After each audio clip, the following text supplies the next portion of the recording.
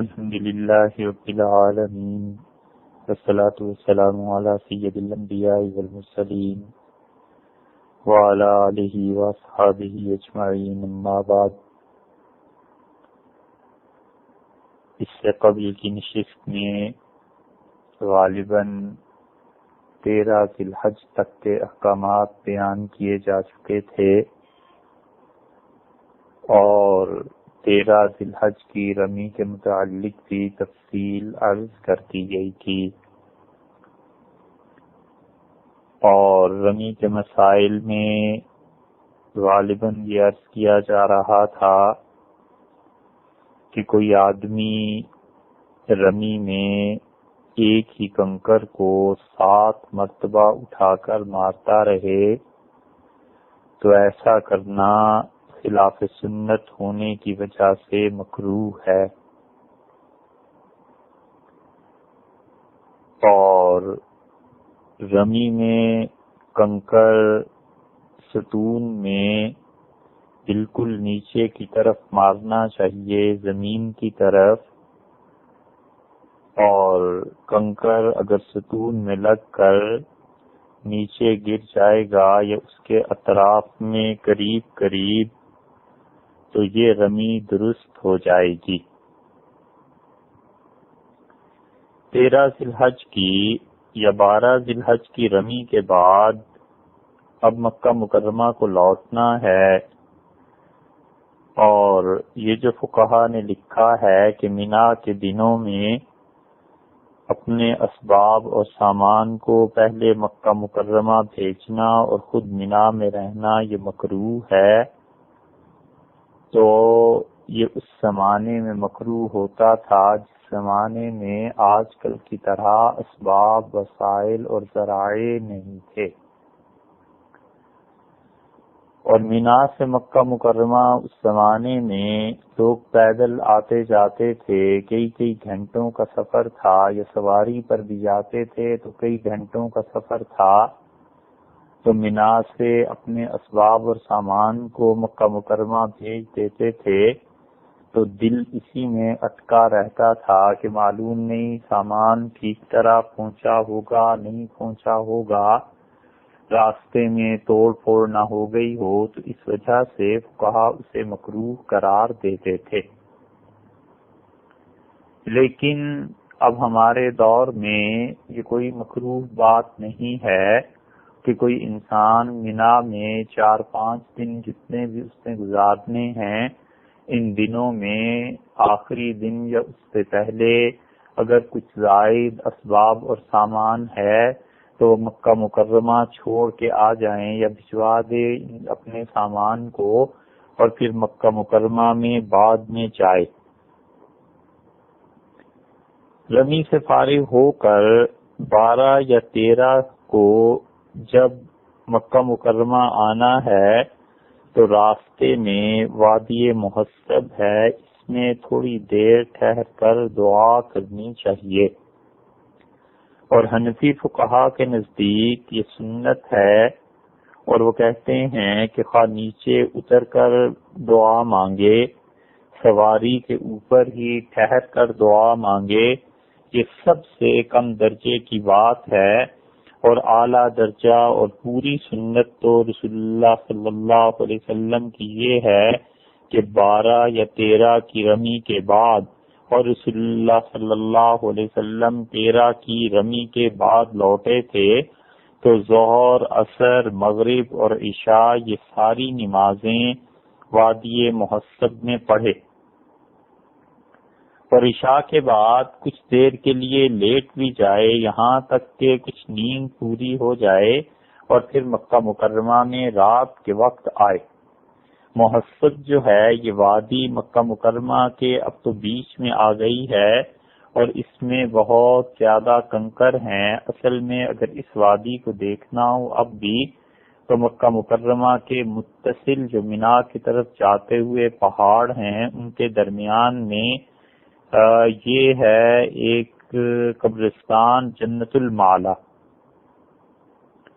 اور یہ قبرستان جو ہے محسب سے خارج ہے، وادی محسب سے باہر نکلا ہوا ہے، لیکن اس کے سامنے ایک پہاڑ ہے اور پھر ایک پہاڑ ہے، یہاں پر مسجد عائشہ مل جائے گی،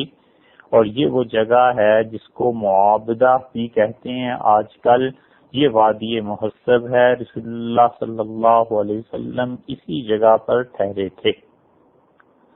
اور ترکوں نے اپنے زمانے میں اس وادی کو قائم رکھنے کے لیے یا اس سنت کو قائم رکھنے کے لیے، یا وہ جگہ جہاں پر رسول اللہ صلی اللہ علیہ وسلم ٹھہرے تھے اس جگہ کو بتانے کے لیے وہاں پر یہ ایک مسجد قائم کرتی تھی۔ تو وادی محسب یا وادی ابتح سے کہتے ہیں۔ اور اس کے بعد مکہ مکرمہ داخل ہو، یہاں تک کہ فقہا نے لکھا ہے کہ اگر کوئی شخص بغیر عذر کے اس جگہ پر نہ ٹھہرے یا دعا نہ مانگے تو وہ گناہگار ہوگا۔ یہ فقہا اس وجہ سے کہ حنفیوں کے نزدیک یہ سنت ہے، رسول اللہ صلی اللہ علیہ وسلم چونکہ ٹھہرے تھے اس لیے ٹھہرنا چاہیے۔ جنت المالا جو کہ مکہ مکرمہ کا قبرستان ہے، اس کے قریب جو پہاڑ ہے،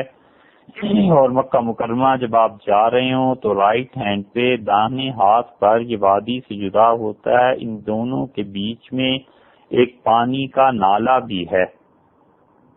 وادی محسب یہ ہے، معابدہ کے نام سے مشہور ہے، اور یہ جنت المالا محسب میں داخل نہیں۔ تو یہ جو مسجد عائشہ رضی اللہ عنہا کے نام سے مسجد ہے،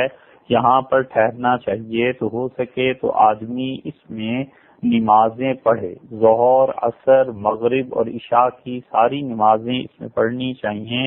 حدیث میں یہ بات آئی ہے کہ رسول اللہ صلی اللہ علیہ وسلم جہاں اترے تھے، حضرت اسامہ رضی اللہ عنہ کی روایت میں آتا ہے، وہ کہتے ہیں کہ جب ہم لوگ واپس ہو رہے تھے تو ہم نے عرض کیا کہ اللہ کے رسول این تنزل غدن فی حجت ہی، میں نے عرض کیا کہ اللہ کے رسول کل کہاں مکہ مکرمہ میں تشریف لے جائیں گے؟ حج کے دوران میں نے یہ پوچھا تو رسول اللہ صلی اللہ علیہ وسلم نے فرمایا حل ترک لنا عقیل منزلا، عقیل نے کوئی گھر اب ہمارے لیے چھوڑا ہے؟ رسول اللہ صلی اللہ علیہ وسلم کا جو آبائی گھر تھا، جب آپ ہجرت کر کے تشریف لے گئے تھے تو حضرت علی رضی اللہ عنہ کے بھائی حضرت عقیل رضی اللہ عنہ نے اسے بیچ دیا تھا۔ تو اس طرح سے گویا شکوے کے طور پہ رسول اللہ صلی اللہ علیہ وسلم نے فرمایا کہ عقیل نے اب ہمارے لیے کوئی گھر چھوڑا ہے جہاں پر ہم جا کر رہیں گے، اور پھر رسول اللہ صلی اللہ علیہ وسلم نے اس کے بعد ارشاد فرمایا کہ نحن نازلون بخیف بنی کنانہ، کل میں اتروں گا بنو کنانہ کی وادی میں، اور ارشاد فرمایا کہ حیث قاسمت قریش علی الکفر، جہاں پر قریش نے کفر پر قسمیں کھائی تھی۔ وذالک ان بنی کنانہ، اور ابو داؤد نے رحمت اللہ علیہ نے اس کی تشریح میں کہا ہے کہ بنو کنانہ نے قریش کی مخالفت کی۔ اصل قصہ یوں ہوا تھا کہ رسول اللہ صلی اللہ علیہ وسلم کی ہجرت سے کچھ عرصہ پہلے ان لوگوں نے آپس میں یہ طے کر لیا کہ محمد صلی اللہ علیہ وسلم اگر اپنی توحید کی دعوت سے باز نہیں آتے تو ان کا مقاطع بائیکاٹ کر دیا جائے، اور یہ سب لوگ جمع ہو گئے، اور بنو کنانہ نے خاص طور پہ قریش کو نشانہ بنایا، اور انہوں نے کہا کہ بنو ہاشم سے ہم تو نہ نکاح کریں گے، نہ ان کو آئندہ جگہ دیں گے، نہ خرید و فروخت کریں گے، اور ان کے ساتھ اگر کبھی کسی معاہدے کو کرنا پڑ گیا، بیعت کرنی پڑ گئی، تو ہم ان لوگوں کے ساتھ بیعت بھی نہیں کریں گے۔ یہ ساری چیزیں رسول اللہ صلی اللہ علیہ وسلم کے خلاف ہوئی تھیں، اور وہیں پر آپ کو اور بنو ہاشم کو قید کر دیا گیا تھا۔ حضرت ابو طالب بھی وہاں قید تھے۔ اسی قید میں رسول اللہ صلی اللہ علیہ وسلم کی اہلیہ سیدہ خدیجہ رضی اللہ عنہا کا انتقال ہوا تھا، تو جہاں بیٹھ کر کنانہ نے قسمیں کھائی تھیں اپنے کفر پہ قائم رہنے کی، اللہ نے اس مظلومیت کے دور کو ختم کیا، اور اب رسول اللہ صلی اللہ علیہ وسلم غالب ہو گئے تھے، مکہ مکرمہ فتح ہو گیا تھا، تو آپ نے فرمایا کہ محسب کی وادی میں کل میں اتروں گا، اور یہاں پر رسول اللہ صلی اللہ علیہ وسلم اترے تھے۔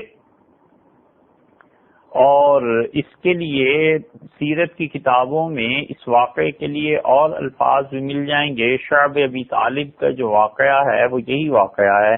تو رسول اللہ صلی اللہ علیہ وسلم یہاں پر اترے تھے تاکہ جس طرح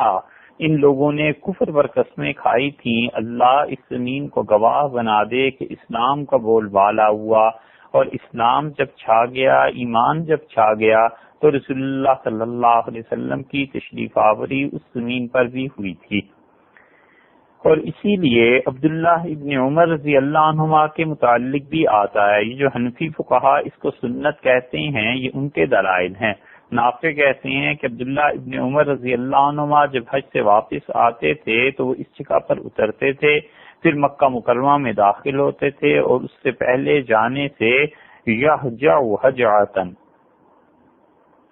ایک جھپکی نیند کی لے لیتے تھے، کروٹ سیدھی کر لیتے تھے، کمر سیدھی کر لیتے تھے، کروٹ لے لیتے تھے. یعنی مطلب یہ کہ سوتے تھے تھوڑا سا اور پھر کہتے تھے وَيَزْعُمُ، اور ان کا گمان یہ تھا، یعنی وہ یہ کہتے تھے کہ رسول اللہ صلی اللہ علیہ وسلم کان یفعل ذلک، حضرت صلی اللہ علیہ وسلم نے ایسے کیا تھا. اسی طرح عبداللہ ابن عمر رضی اللہ عنہما ہی کی روایت ابو داؤد میں آتی ہے. یہ تو ان کا اپنا فعل نافع نقل کرتے ہیں رحمت اللہ علیہم. عبداللہ ابن عمر رضی اللہ عنہ نے خود کہا کہ رسول اللہ صلی اللہ علیہ وسلم نے صلی الظہر 13 ذی الحج کو جب رمی فرمائی تو اس کے بعد ظہر پڑھی، یہاں پر آ کر والعصر، اور عصر پڑھی، مغرب پڑھی، عشاء پڑھی. ثم حجع اور رسول اللہ صلی اللہ علیہ وسلم تھوڑی دیر کے لیے لیٹے، حجعتن ایک جھپکی لی نیند کی. ثم دخل مکہ، اور پھر رسول اللہ صلی اللہ علیہ وسلم مکہ مکرمہ میں داخل ہوئے. اس لیے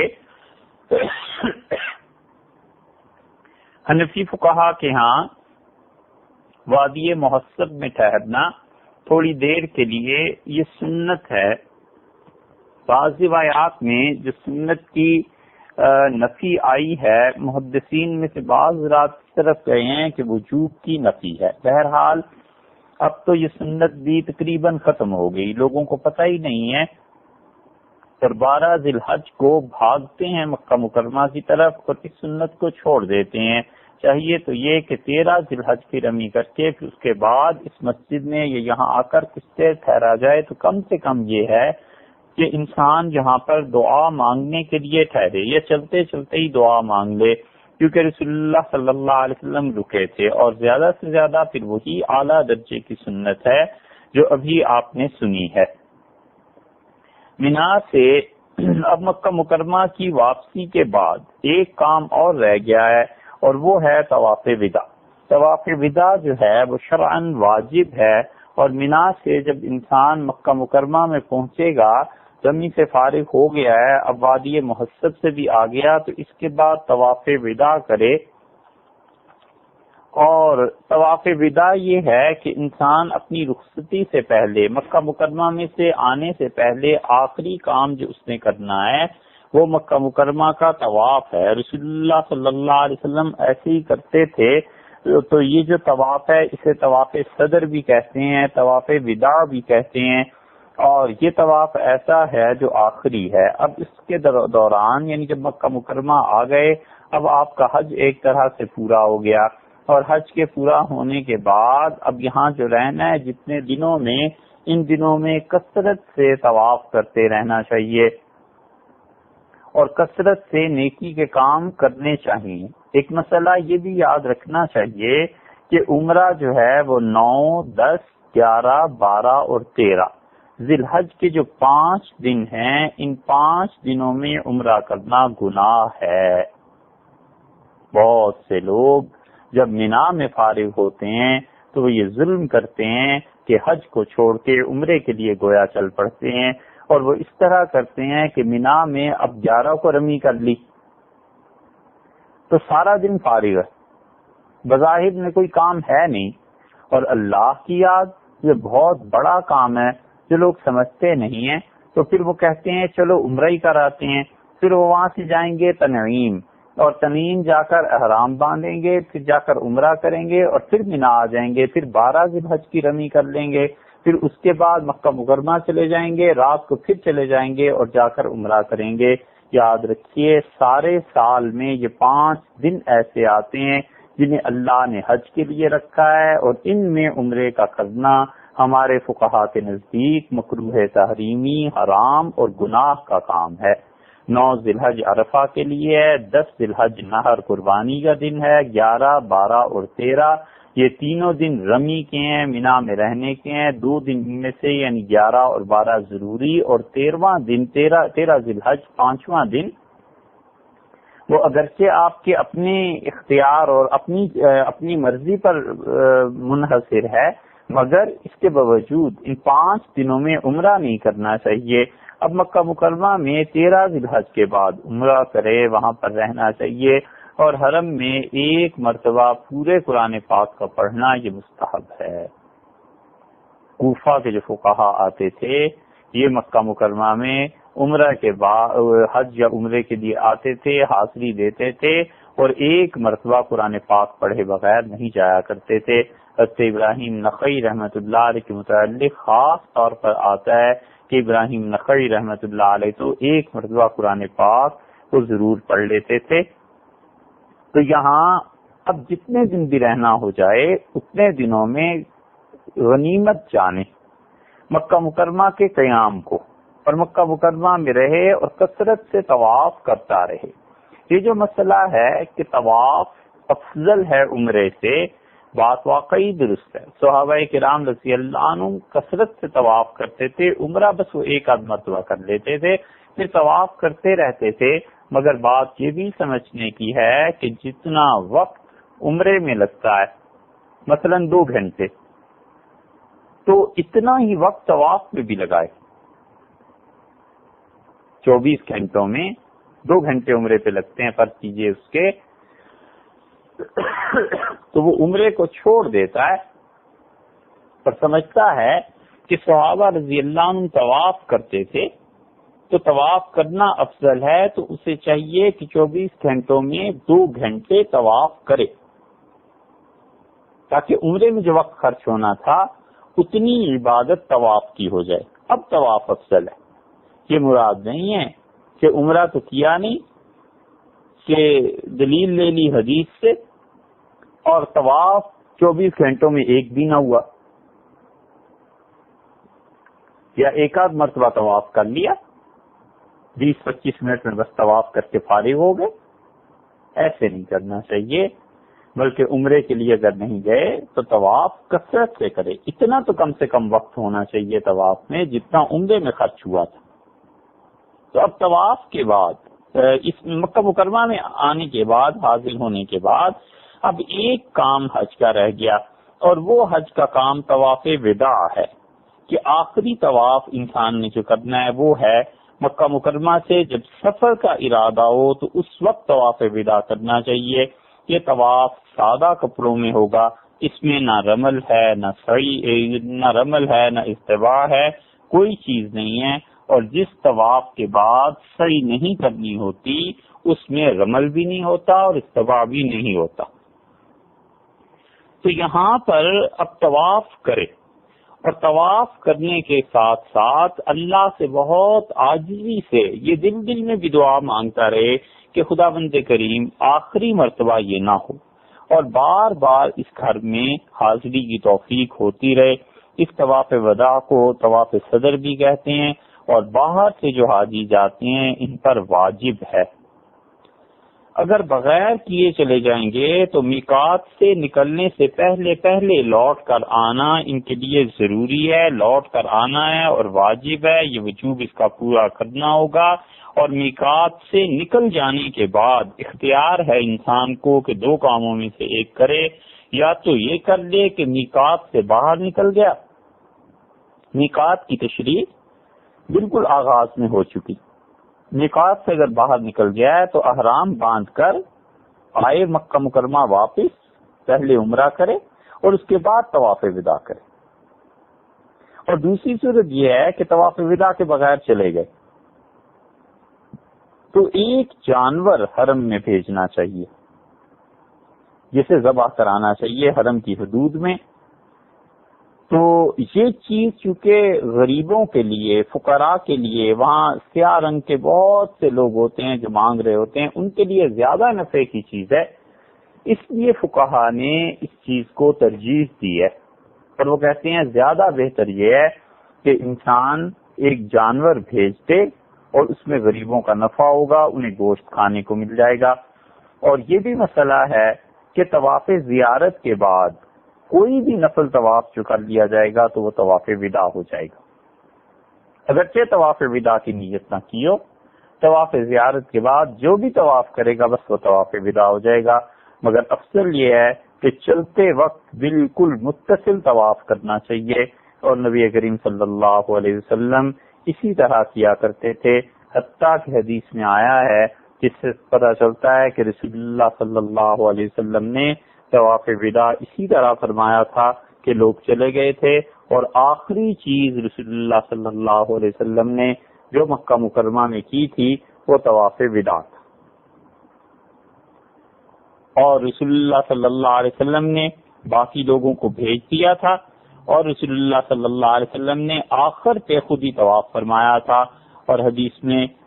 مسلم میں کچھ تفصیل بھی اس کی آئی ہے کہ رسول اللہ صلی اللہ علیہ وسلم نے خود ارشاد فرمایا، حضرت عبداللہ ابن عباس رضی اللہ عنہ کی روایت میں آتا ہے کہ آپ نے فرمایا لا ينفرن احد حتى يكون آخر عہدہ بالبیت، اور تم میں سے کوئی آدمی بس مکہ مکرمہ سے واپس نہ لوٹے مگر یہ کہ آخری کام وہ یہی کرے کہ بیت اللہ کا طواف کرے۔ فرض کیجئے کہ کسی آدمی نے صبح کے وقت جانا تھا، طواف کر کے فارغ ہو گیا، گاڑی لیٹ ہو گئی، کئی مرتبہ ہو جاتا ہے، اب کسی اور نماز کا وقت آ گیا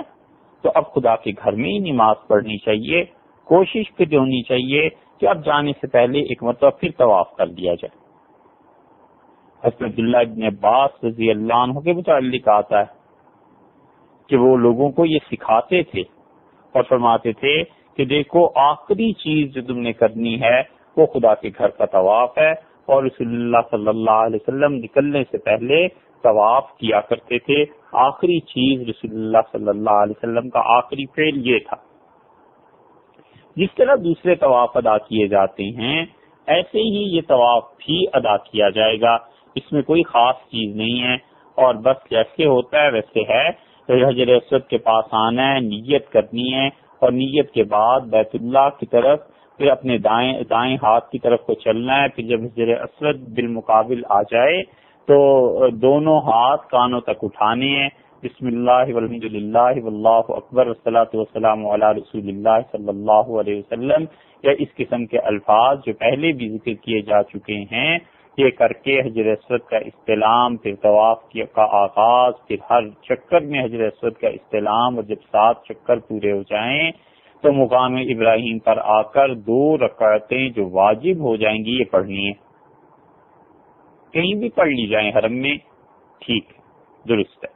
اور پھر اس کے بعد زمزم پینا ہے، اور پھر اس کے بعد آ کر ملتزم پہ چاہیے کہ انسان آ کر لپٹ جائے، اپنا سینہ اور اپنے چہرے کا دایاں حصہ، دایاں رخسار، دایاں گال جو ہے وہ خانہ کعبہ کی دیوار پہ رکھ کے دونوں بازو دیوار کعبہ پر رکھ کر اور غلاف کو پکڑ لینا چاہیے، اور اللہ سے بہت عاجزی سے یہ دعا بار بار عرض کرتے رہنا چاہیے کہ خدا بندہ یہ آخری مرتبہ نہ ہو۔ موفق تھے غالباً رحمہ اللہ، اور بڑے فقیہ اور بہت بڑے اولیاء کرام میں سے تھے، حنفی فقہا میں بڑا ممتاز مقام تھا، اور انہیں اللہ نے حج کے ساتھ ایسا تعلق دیا تھا کہ ان کے شاگرد کہتے ہیں کہ انہوں نے 80 حج کیے زندگی میں، بہت عمر ہو گئی تھی ان کی، اور ہمیشہ جب طواف وداع میں آتے تھے تو سب سے زیادہ رونے اور اللہ کے سامنے عاجزی کی کیفیت اس مقام پہ ان پہ ہوتی تھی یا عرفہ میں ہوتی تھی، اور آخری مرتبہ جب آئے بیت اللہ کی حاضری میں تو انہوں نے اللہ تعالیٰ سے خوب معافی مانگی، اور جو شاگرد تھے وہ کہتے تھے کہ انہوں نے یہ نہیں کہا کہ پروردگار یہ آخری مرتبہ نہ ہو۔ جب ہم باہر نکلے تو ہم لوگوں نے تو یہ دعا مانگی تھی، ہم نے ان سے کہا کہ آپ ایک دعا بھول گئے، تو انہوں نے پوچھا کون سی؟ تو عرض کیا گیا کہ آپ نے اللہ تعالیٰ سے یہ درخواست اس مرتبہ نہیں کی کہ یہ حاضری آخری نہ ہو تو وہ رو پڑے، اور کہنے لگے عمر بھر یہی دعا مانگتا رہا ہوں، آج میرے جی میں آیا لیکن شرمندگی تھی کہ کیا بار بار ہر سال آ کر یہی کہتا ہوں، اور مالک کے کرم کی انتہا ہے کہ 80 مرتبہ تو آ چکا ہوں، اس مرتبہ کیا مانگے؟ اور شرم کی وجہ سے اور شرمندگی کی وجہ سے کچھ نہیں کہہ سکا۔ ان کے شاگرد کہتے تھے بس ان کی زندگی کا آخری سال تھا، وہ اپنے گھر پہنچے، بیمار ہوئے اور اللہ کے ہاں چلے گئے۔ تو بیت اللہ کی چوکھٹ کو بوسہ دینا، دعا مانگنا، حجر اسود کو بوسہ دینا، یہ سب چیزیں ایسی ہیں کہ اللہ تعالی کے ساتھ تعلق اور بیت اللہ کے ساتھ تعلق کی دلیل ہے، اور اسی پہ فقہا نے لکھا ہے کہ خانہ کعبہ کو بار بار دیکھتا رہے، بلکہ بعض نے تو یہ لکھا ہے کہ وہ کہتے ہیں الٹے پاؤں لوٹے اور کعبۃ اللہ کی طرف پیٹھ نہ کرے۔ یہ فعل رسول اللہ صلی اللہ علیہ وسلم سے اور صحابہ کرام رضی اللہ عنہ سے ثابت نہیں ہے، کئی حدیث میں نہیں آیا کہ رسول اللہ صلی اللہ علیہ وسلم یا صحابہ کرام رضی اللہ عنہ ایسے لوٹے ہوں، مگر فقہا نے جو اسے لکھا ہے وہ کہتے ہیں کہ یہ خانہ کعبہ کی تعظیم کی وجہ سے ہے، بس اس سے زیادہ کچھ نہیں۔ اگر کوئی آدمی ایسے کرتا ہے تو یہ اس کے دل کا ادب اور احترام ہے جو اللہ کے ساتھ اس کا تعلق ہے، یہ اس کی کیفیت ہے، اس پر بھی انکار نہیں کرنا چاہیے۔ اور جو آدمی نہیں کرتا وہ بھی کوئی غلط کام نہیں کرتا، اس کے سامنے نبی کریم صلی اللہ علیہ وسلم کا اسوہ حسنہ اور صحابہ کرام رضی اللہ عنہ کا طریقہ کار ہے، دونوں چیزیں اپنی اپنی جگہ پہ درست ہیں، ان دونوں میں کسی چیز کا بھی انکار نہیں کرنا چاہیے۔ طواف وداع میں ایک بات یہ بھی خیال میں رہنی چاہیے کہ طواف وداع جو ہے یہ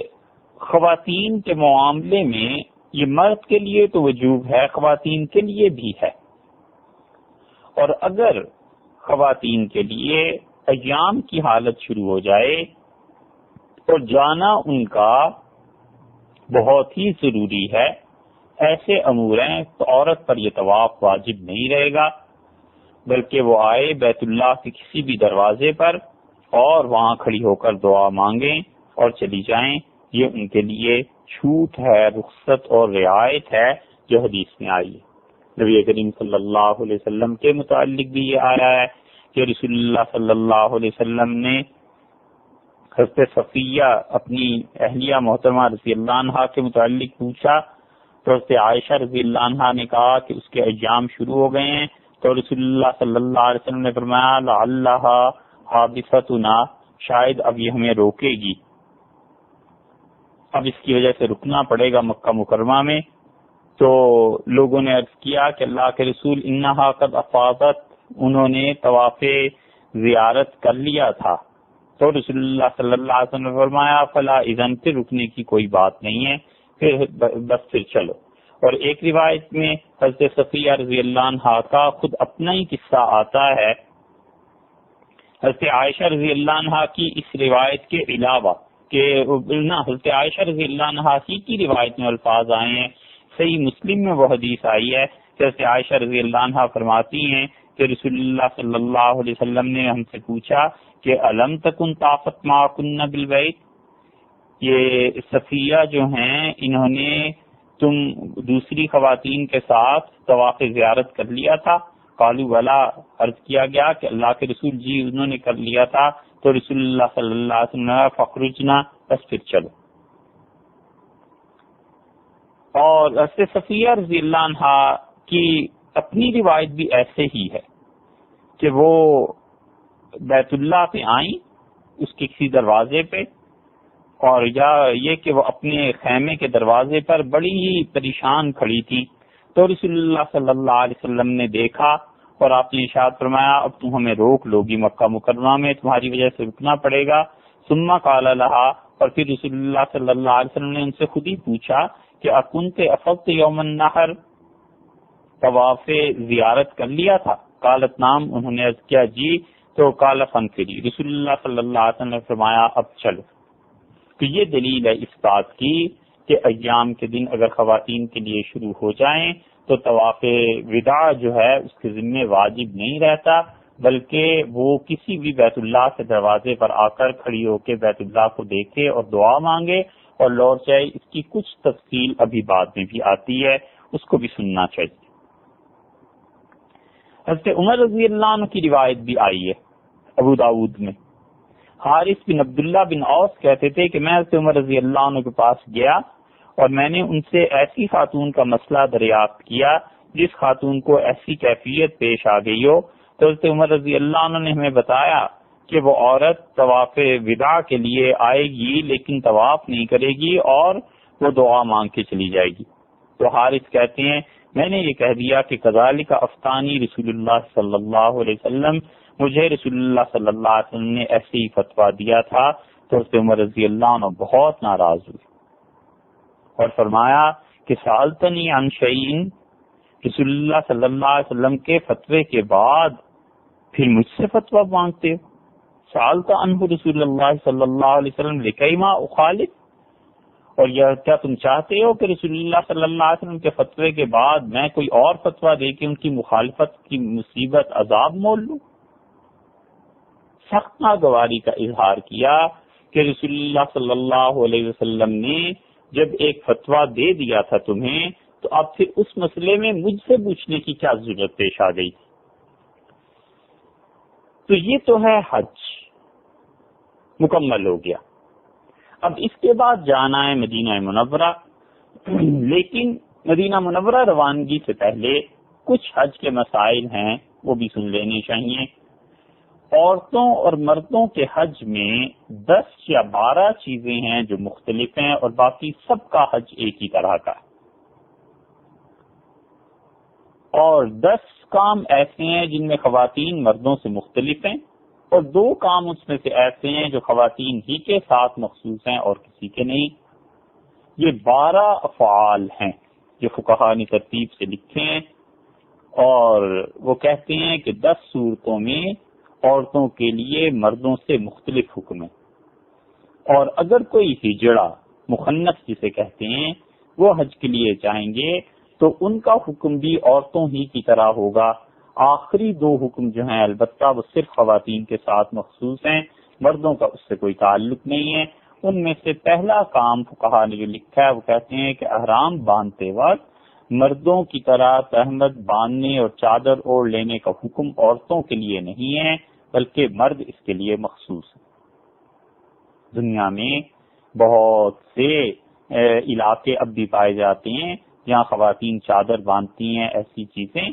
لیکن یہ مردوں کے لیے عورتوں کے لیے نہیں ہے۔ روز مرہ کی طرح کے سلے ہوئے کپڑے جیسے خواتین گھروں میں پہنتی ہیں بس ایسے ہی وہ پہن لیں گی، اور احرام میں سلے ہوئے کپڑے پہننا خواتین کے لیے ممنوع نہیں ہے۔ یہ پہلا فرق ہے مردوں اور عورتوں کے درمیان۔ ہاں، خوشبو وہ خواتین کے کپڑوں پہ بھی نہیں ہوگی، اس میں دونوں برابر۔ موزے، دستانے یہ بھی عورتیں پہن سکتی ہیں لیکن نہ پہننا بہتر۔ ریشمی کپڑے، زیور یہ سب خواتین پہن سکتی ہیں۔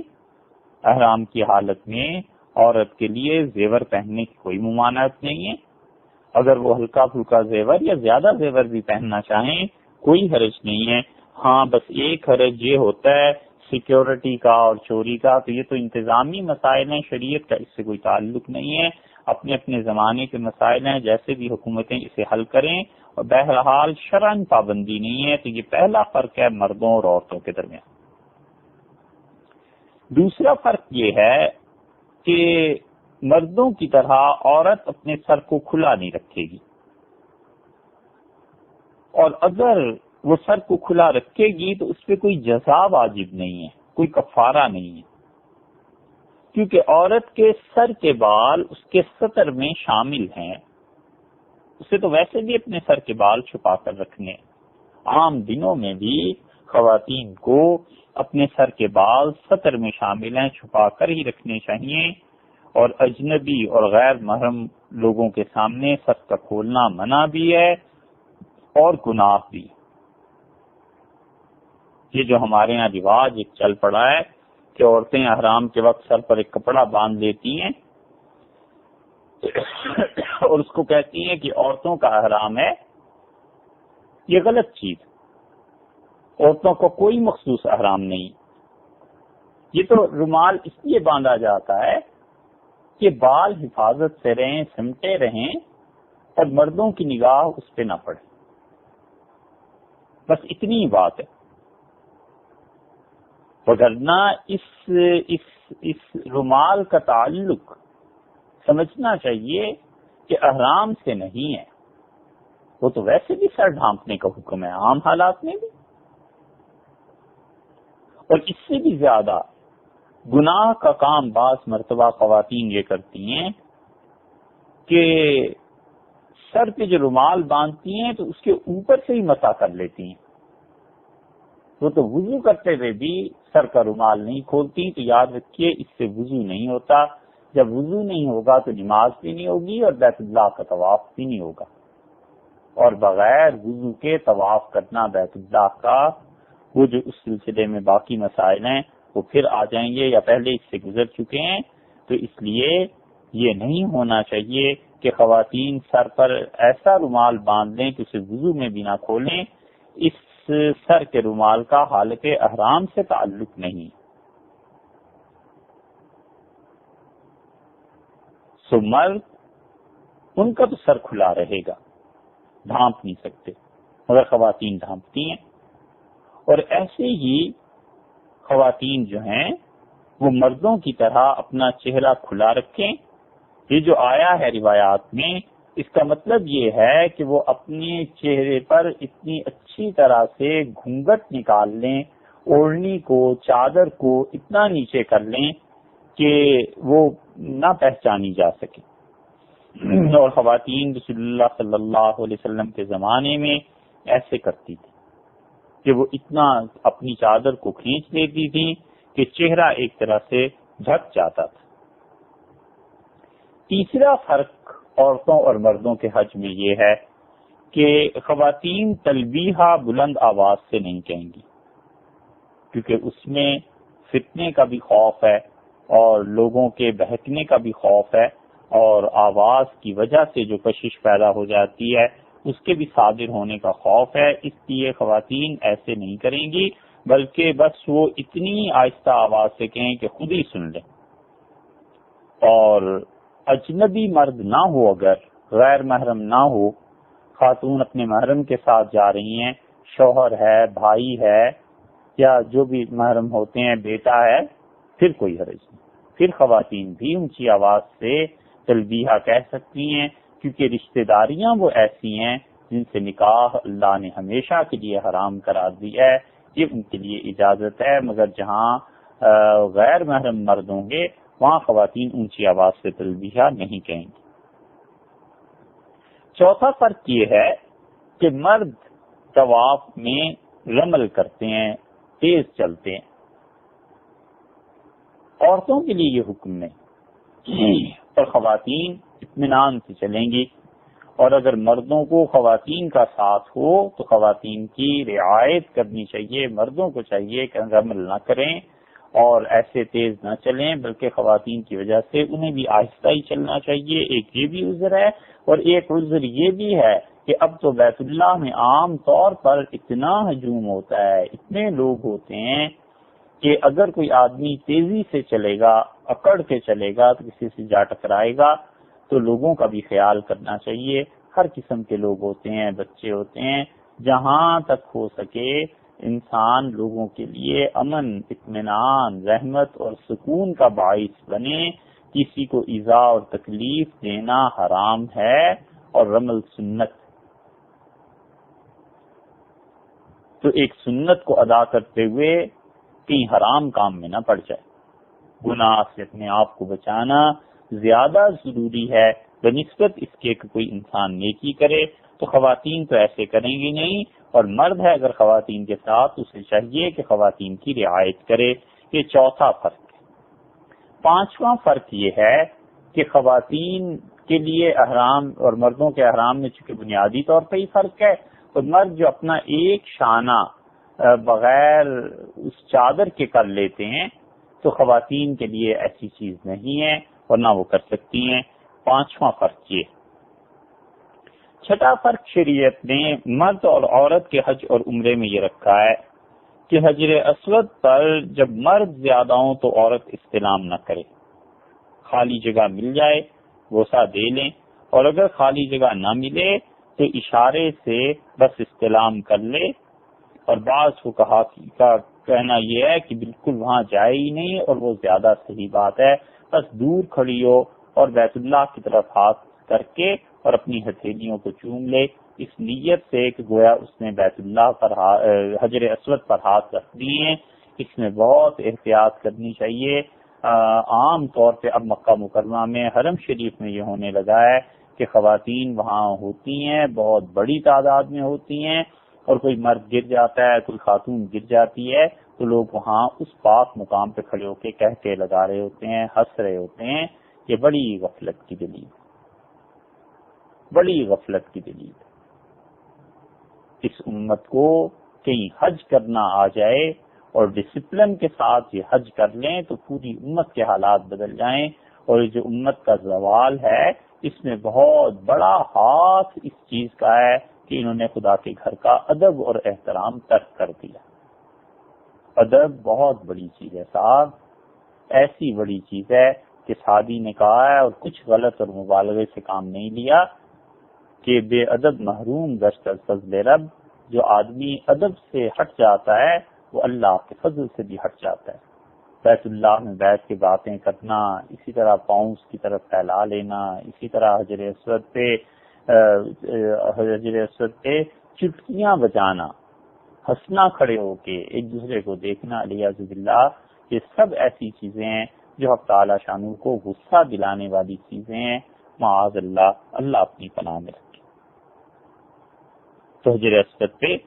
خواتین کو بس اسی وقت جانا چاہیے جب وہ جگہ کہیں خالی مل جائے، ورنہ دور سے ہی استلام کر لینا چاہیے۔ یہ چھٹا فرق ہے۔ ساتواں فرق یہ ہے کہ طواف کے اختتام پر اگر مقام ابراہیم پر مرد بہت زیادہ ہیں تو طواف کی 2 رکعتیں وہاں نہیں پڑھنی چاہیے، خواتین کو چاہیے کہ کسی اور جگہ پر پڑھ لیں۔ اور مرد کے لیے بھی یہ ہے کہ اگر وہاں پر بہت زیادہ ہی لوگ جمع ہیں تو آدمی خام خواہ اس ہجوم میں گھس کے خود اپنے آپ کو لوگوں کو پریشان نہ کرے، بیت اللہ میں جہاں بھی اطمینان سے پڑھ سکتا ہو وہاں پڑھ لے، کیونکہ نماز اطمینان سے پڑھنا یہ زیادہ اچھا ہے بجائے اس کے کہ وہ مقام ابراہیم پر نماز ادا کرنے کی کوشش میں نہ رکوع صحیح کر سکے اور نہ سجدہ صحیح کر سکے۔ 8واں فرق یہ ہے کہ صفا اور مروہ کے درمیان جب سعی ہے تو مرد اس میں عام رفتار سے زیادہ چلیں گے ان 2 سب ستونوں کے درمیان جن کے لیے حکم ہے۔ جو ہی صفا سے نیچے اترتے ہیں دائیں ہاتھ پر تھوڑا سا آگے چل کے پہاڑی سے نیچے اتر کے پہلا سب ستون آتا ہے، پھر دوسرا آتا ہے، تو یہ جو 2 سب ستون ہیں ان دونوں کے درمیان مرد کو اپنی عام رفتار سے تھوڑا سا تیز چلنا چاہیے، بس دوڑنے کا حکم مرد کو بھی نہیں ہے، بس اتنا ہی حکم ہے کہ جتنی رفتار ہے بس تھوڑا سا تیز چلے، تاکہ وہ سنت، وہ طریقہ، وہ مظلومیت جو حضرت اسماعیل علیہ السلام کی والدہ کی تھی بس وہ یادگار باقی رہے۔ عورت کے لیے یہ حکم نہیں ہے، خواتین بالکل اطمینان سے چلتی رہیں گی۔ یہ 8واں فرق ہے مردوں اور عورتوں کے درمیان۔ وہاں خواتین بھاگنا اور کبھی تیز چلنا شروع کر دیتی ہیں، ان کے لیے یہ حکم شریعت نے نہیں دیا۔ 9واں فرق یہ ہے کہ جب مرد صفا اور مروہ پر زیادہ ہوں تو خواتین صفا اور مروہ پر اوپر زیادہ نہ جائیں، بس جہاں پر صفا اور مروہ کی حدود مکمل ہو جاتی ہیں وہیں سے وہ مڑ جائیں، اور زیادہ اوپر مردوں کے ہجوم میں نہ جائیں، کیونکہ اس سے عبادت میں بھی فرق آتا ہے اور اس کے مفاسد بھی زیادہ ہیں۔ یہ نواں فرق ہے۔ اور 10واں فرق یہ ہے کہ احرام سے فارغ ہو کر مرد اپنے سر کے بال منڈائے گا یا کتروائے گا، حجامت کرانی ہے، اور خواتین ایک انگلی کی پور کے برابر بال کٹائیں گی۔ یہ 10واں فرق ہے۔ اور یہ 10 فرق ایسے ہیں جو خواتین کے درمیان اور مردوں کے درمیان ہیں، اور یہ احکامات جتنے بھی ہیں اس میں مخنث یا ہجڑے یا یہ جو لوگ حج کرنے جاتے ہیں یہ بھی ہیں۔ ایسے لوگوں کو کبھی بھی حقارت کی نگاہ سے نہیں دیکھنا چاہیے۔ ہمارے معاشرے میں انسانیت کا ادب، اور بلکہ سرے سے انسانیت جو ختم ہو گئی ہے نا اور جاتی رہی ہے، اس کا اثر یہ ہے کہ لوگ ایسے لوگوں کو حقارت کی نگاہ سے دیکھتے ہیں، ہنستے ہیں، اور کیا کیا بےہودہ حرکتیں ہوتی ہیں، اس کا کوئی کیا تذکرہ کرے، مگر یہ سب اس معاشرے کے قلاش اور مفلس ہو جانے کی باتیں کہ انسانوں کے دل میں انسانوں کا احترام اور ادب باقی نہیں رہا۔ ایک بزرگ تھے اور وہ کہتے تھے کہ ہمارے محلے میں یہ جامی رحمت اللہ علیہ نے نفحات الانس میں یہ واقعہ لکھا ہے، اگرچہ اس بارے میں بعض روایات حدیث میں بھی آئی ہیں، مگر یہ باتیں اس وقت کہنے کے لیے جتنا وقت درکار ہے وہ نہیں ہے۔ وہ بزرگ تھے اور انہوں نے اپنے محلے کے ایک آدمی کا ذکر کیا، اور انہوں نے کہا کہ میں رات کو نکلا کسی اپنے کام سے تو میں نے دیکھا 4 آدمی ایک جنازہ 3 آدمی اٹھا کر لے کے چل رہے تھے، اور تیسرا جو تھا اس نے چارپائی کے 2 جو پائے ہوتے ہیں ان کے درمیان اپنے کندھے رکھے ہوئے تھے۔ تو میں آگے بڑھا اور میں نے اس سے کہا کہ ایک پائے میں تم چلے جاؤ، ایک مجھے دے دو، تو ہم 4 ہو گئے۔ میں نے ان سے پوچھا کہ یہ کس کا جنازہ ہے، تو انہوں نے کہا فلاں آدمی ہمارے محلے میں جو رہتا تھا، ہجڑا تھا، یہ اس کا جنازہ ہے۔ تو بزرگ رحمت اللہ علیہ کہتے تھے کہ ہم نے جنازہ پڑھا تو دین ہو گئی، ختم ہو گئی بات، اور کچھ دنوں کے بعد میں نے اس کو جنت میں دیکھا، بہت خوبصورت نوجوان، اور وہ چہل پہل اور یہ سب چیزیں تھیں۔ تو میں نے اس سے پوچھا کہ تمہارے ساتھ کیا ہوا؟ اس نے کہا اللہ تعالیٰ نے بلایا اور میری خطائیں گنوائیں اور پھر مجھے معاف کر دیا، اور اس حال میں جس میں تم دیکھ رہے ہو۔ تو میں نے کہا اللہ تعالیٰ نے کیا کہا، کیوں تمہیں بخش دیا؟ اس نے کہا لوگ جو میرا مذاق اڑاتے تھے اور جو مجھ سے ہنستے تھے، وہ جو توہین تھی میری، اللہ نے کہا لوگوں نے تجھے توہین کے قابل سمجھا، اگر تو ہماری نگاہ میں عزت والا ہے سب معافی ہو۔ اس لیے آدمی کو اگر حقیر ہی سمجھنا ہے تو اپنے آپ کو سمجھے، گناہ ہی دیکھنے کا شوق ہے تو اپنی خطاؤں اپنی گناہوں پر غور کرے، کبھی بھی لوگوں کو حقارت کی نگاہ سے نہیں دیکھنا چاہیے۔ تو یہ 10 چیزیں ایسی ہیں جو مرد خواتین ان کے درمیان فرق ہے حج میں۔ 11ویں چیز بھی سن لیجئے۔ 11واں فرق یہ ہے کہ 10، 11، 12 ذی الحج جو طواف زیارت کے لیے ہیں اور جن میں قربانی کرنی ہے، کوئی خاتون طواف زیارت نہیں کر سکتی اپنی عذر کی وجہ سے، کیونکہ ایام کے دنوں میں یا بچے کی ولادت کے بعد پھر خواتین کا داخلہ مسجد میں ممنوع ہے، تو وہ طواف تو کر نہیں سکتی۔ تو چونکہ وہ طواف نہیں کر سکتی، اس لیے وہ طواف زیارت فرض کیجئے مؤخر ہو جائے گا، 12 ذی الحج کے بھی بعد چلا جائے گا، تو اس عورت پر دم واجب نہیں ہے۔ مرد ایسے نہیں کر سکتا، مرد تو 12 ذی الحج کو سورج ڈوبنے سے پہلے طواف سے فارغ ہو، اگر نہ اس پہ دم واجب آئے گا، اور خواتین اپنے عذر کی بنا پر اگر نہیں کر سکیں تو کوئی ایسی بات نہیں ہے، وہ بعد میں کر لیں گی۔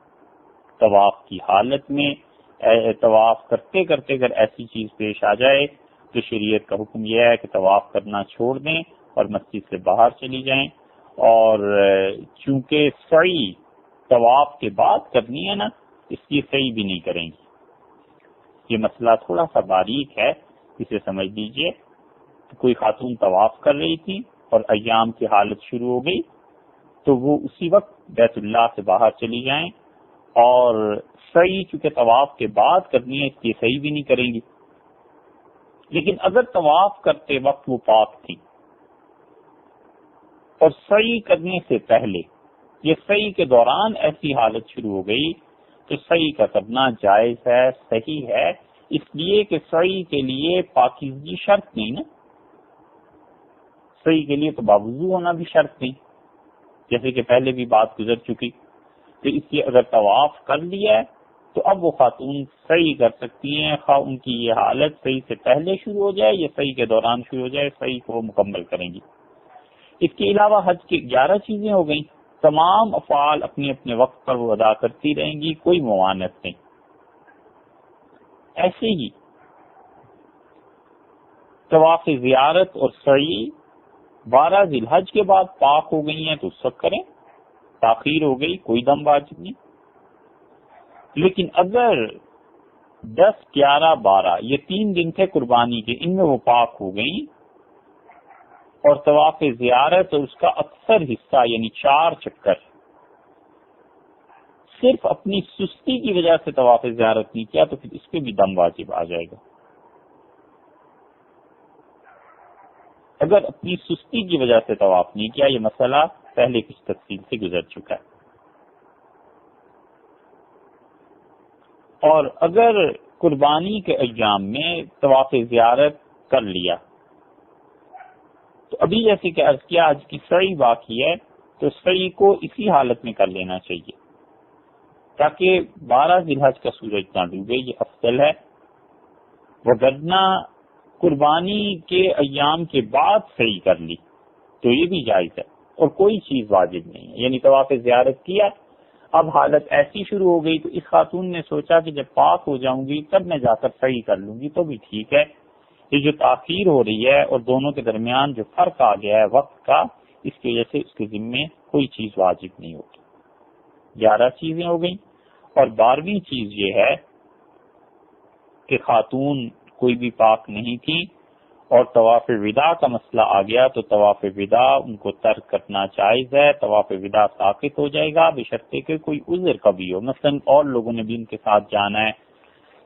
محرم ہیں اور لوگ ہیں ان کو سیٹ نہیں مل رہی، بہت سے مسائل ایسے ہو جاتے ہیں تو طواف وداع اس خاتون سے ساقط ہو جائے گا اور اس کے ترک کرنے سے ہمارے حنفی فقہا کے نزدیک اس پر دم واجب نہیں ہوگا۔ اس حالت میں وہ مسجد حرام میں داخل نہ ہوں بلکہ کسی بھی دروازے کے باہر کھڑے ہو کے دعا مانگ لیں، خانہ کعبہ کی زیارت کر لیں اور چلی جائیں۔ اب فرض کیجئے کہ یہ سب کچھ کرنے کے بعد وہ گھر پہنچی اور ابھی مکہ مکرمہ کی آبادی سے نکلی نہیں تھی، پاک ہو گئی، تو انہیں واپس آ کر طواف وداع کرنا واجب ہے۔ فجر کے بعد فرض کر لیجئے کچھ لوگوں نے طواف وداع کیا، کچھ خواتین نے دعا مانگ لی، اب بس نے گاڑی نے کسی چیز نے آنا تھا، وہ دوپہر کے وقت آئی اور اس سے پہلے پہلے پاکی کی حالت شروع ہو گئی تو پھر طواف وداع کرنا ان کے لیے واجب ہو جائے گا، کیونکہ ابھی مکہ مکرمہ سے نہیں نکلی اور مکہ مکرمہ کی آبادی سے نکل جانے کے بعد پاک ہوئی ہیں، تو پھر فقہا کا قول یہ ہے کہ طواف وداع کرنا واجب نہیں ہے، پھر طواف وداع ان کے ذمے نہیں رہے گا اور کوئی دم وغیرہ بھی ان کے ذمے واجب نہیں آئے گا۔ یہ ہیں وہ 12 صورتیں جس میں خواتین کے اور مردوں کے حج میں فرق ہے، اور اسی میں شریعت نے جتنے احکامات بھی دیے ہیں وہ ان 12 حصوں تک محدود ہیں۔ 10 حصے تو سارے مشترک ہیں اور 2 حصے ہیں جو خاص طور پر خواتین کے لیے ہیں۔ خواتین کے جو مسائل بیان کیے ہیں اس میں کسی کو یہ شبہ پیش آ سکتا ہے کہ اب ہمارے زمانے میں مسجد حرام جو ہے اس کی اتنی توسیع ہوئی ہے اس عزت والی مسجد کی کہ صفا اور مروہ اس میں شامل ہیں، تو جس عذر کی وجہ سے کوئی خاتون مسجد حرام میں بیت اللہ میں حاضر نہیں ہو سکتی، وہی عذر جب باقی ہے تو وہ صحیح میں کیسے چلی جائیں گی؟ اس لیے کہ صفا اور مروہ بھی تو مسجد کا حصہ ہے۔ یہ چیز ساری اس کی غلط فہمی کی بنیاد یہ ہے کہ صفا اور مروہ کو لوگوں نے مسجد حرام میں داخل سمجھا، حالانکہ صفا اور مروہ کی حیثیت اب تک مستقلاً الگ ہے، وہ مسجد میں شامل نہیں ہیں، ان پر مسجد کا حکم نہیں لگتا، اور دیکھنے میں اگرچہ وہ مسجد حرام سے اب ساتھ مل گئی ہیں، لوگ نماز بھی وہاں پڑھتے ہیں، سب چیزیں ہیں، لیکن ہمارے مفتی حضرات کے نزدیک اب اس سال تک بھی صفا اور مروہ بالکل ایک الگ چیز ہے، اور بیت اللہ مسجد حرام وہ الگ چیز ہے، اس کی حدود الگ ہیں۔ تو اس لیے اگر کوئی بھی خاتون اس حال میں سعی میں جائیں گی، صفا اور مروہ کے لیے جائیں گی، تو وہ مسجد حرام میں داخلے کے لیے یا مسجد میں داخلے کا جو گناہ ہوتا ہے اس کا ارتکاب نہیں کر رہی۔ تو یہ تمام مسائل جو بیان کیے گئے ہیں اس بنیاد پر بیان کیے گئے ہیں کہ صفا اور مروہ یہ دونوں بیت اللہ اور مسجد حرام کی حدود میں شامل نہیں ہیں۔ یہ تو حج کے بیان تھا، اس کے بعد بھی حج کے بیانات ابھی جاری رہیں گے، جیسے بچوں کا حج ہے، اسی طرح حج کی 3 قسمیں جو بیان کی تھیں، افراد، تمتع اور قران، اس کو اور عمرہ، چاروں کو انشاءاللہ مختصر طریقے پر پھر آپ کے سامنے پیش کیا جائے گا، بیان کر دیا جائے گا۔ السلام علیکم ورحمۃ اللہ وبرکاتہ۔